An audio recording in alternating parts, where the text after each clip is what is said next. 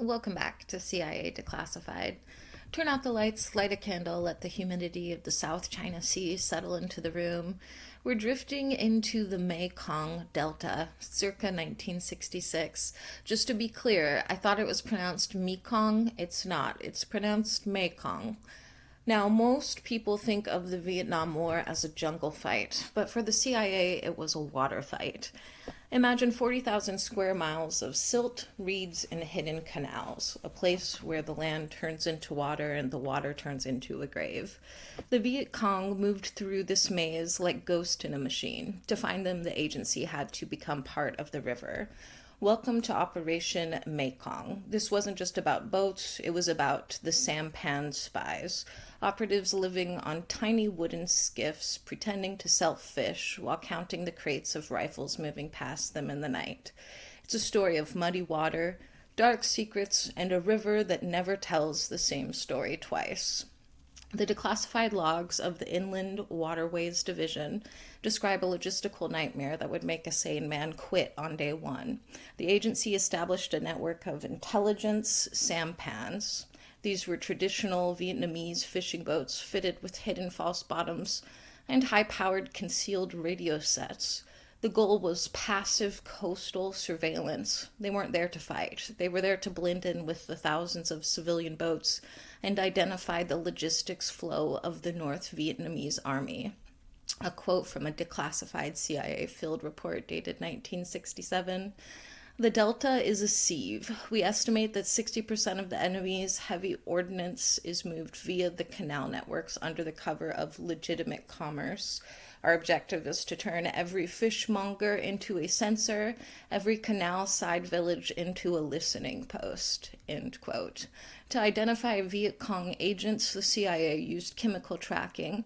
They would secretly spray invisible dye on only visible under ultraviolet light onto rice shipments they suspected were bound for enemy camps. They would then use black light patrols at night to see who came back to the village with glowing hands. It was high-tech detective work in a prehistoric swamp. Let's lean in closer. We've pulled 10 specific threads from the declassified tapestry of the Delta. One of the most bizarre operational units in the Delta was the Coconut Monks Army. The CIA maintained a complex relationship with the Dao Dua, a peace-loving cult led by a monk who lived on a platform in the middle of the river and ate only coconuts. Agency documents reveal that because the monk's island was a neutral zone, it became a literal floating Casablanca, where CIA case officers and Viet Cong commanders would occasionally cross paths in silence, using the cult's sanctuary to gauge each other's presence. A quote from CIA case officer T.S. in 1968. We spent weeks on the water until our skin turned the color of the silt. The locals didn't just hide from us, they existed in a parallel reality.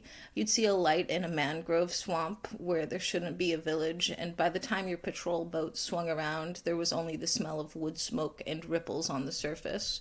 We weren't fighting a war, we were chasing a fog. End quote. There is a persistent belief among some Vietnam veterans that the CIA utilized subaquatic interrogation chambers. The theories suggest that the agency used specialized diving bells or modified river bottom containers to hold high-value prisoners in the Mekong. The idea was that the sound of the water against the metal in the total darkness would break a prisoner's psyche faster than any physical duress, all while remaining invisible to Red Cross inspectors flying overhead. The CIA's Black Radio program in the Delta was a masterclass in psychological warfare. They operated a pirate radio station called The Voice of the Sacred River. It didn't broadcast American propaganda. Instead, it broadcast fake Viet Cong internal memos that were designed to cause paranoia among the enemy ranks. They would announce fake purges of traitors within the VC, causing commanders to execute their own loyal soldiers out of fear. A quote from a declassified Phoenix program directive. Neutralization of the VCI, Viet Cong infrastructure, requires surgical application of pressure. In the river environment, we do not seek to destroy the enemy's body, but to dismantle his support system. If a village headman provides rice to the VC, that headman must be made to appear as a collaborator with the South. Make the enemy kill their own supporters, end quote. Historians have long debated the gold of the Zhao. Rumors persist that the CIA discovered a sunken treasure fleet dating back to the Ming Dynasty in a remote branch of Mekong. The speculation suggests that instead of reporting the find, the agency used the ancient gold to fund off-book operations in neighboring Cambodia, allowing them to bypass congressional oversight for several years of the conflict. The CIA developed a specialized swamp gas division. They experimented with silent battery-powered outboard motors long before they were commercially viable. These motors allowed SEAL Team 1 and CIA paramilitary units to glide into VC river camps without the telltale pop, pop, pop of a gasoline engine, often reaching the center of a camp before a single guard noticed their presence. The Delta Vampire Theory. During the height of the River War, several villages reported finding bodies of VC soldiers completely drained of blood. While likely the result of local fauna or extreme tropical decomposition, a popular theory suggests the CIA's Office of Strategic Services, as it was once known, were testing a vampire ploy, using blood-draining devices to leave bodies behind as a form of supernatural terror, preying on local superstitions about hungry ghosts. And that being said, we have an episode all about that. It was confirmed and it is declassified. The CIA did indeed have a vampire psyop program in Vietnam. Check out the episode on my YouTube channel or on Spotify. Operation Mekong saw the debut of Project Gossamer. The CIA deployed thousands of microsensors that looked exactly like floating river debris, twigs, leaves, and trash. These sensors were equipped with seismic and acoustic pickups. When a heavy supply boat passed by, the twig would transmit a signal to an orbiting plane, allowing the agency to map the enemy's secret underwater bridges that were hidden just inches below the surface to avoid aerial detection. A quote from a CIA logistics officer: "The Delta is where technology goes to die. You can have $1 million sensor, but if a water buffalo steps on it, it's junk. We ended up relying more on the human sensor, the guy with the sampan and the radio, than we did on the boys in the lab. The river demands a human toll." End quote. Now let's talk about the ink. In the Mekong files, there's a section titled Project Orchid that is almost entirely blacked out. The heaviest redactions follow the logs of the bounty hunters.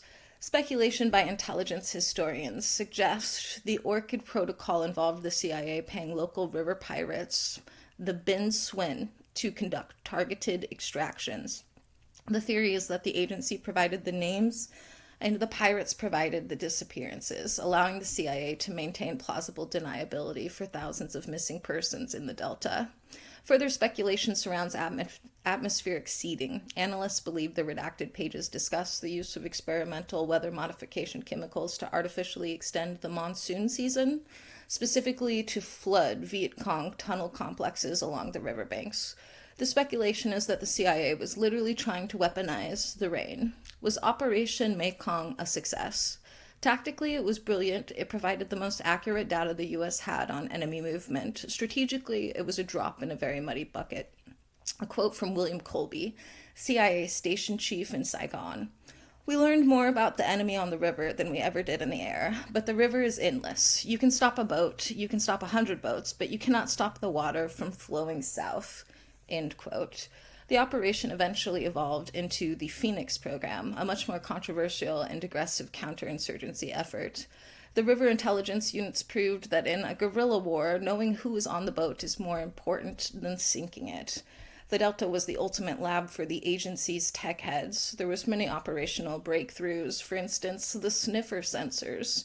Operation MEKONG saw the first use of people sniffers, sensors that could detect the chemical signature of human sweat and ammonia, dropped from helicopters into reeds to find hidden camps.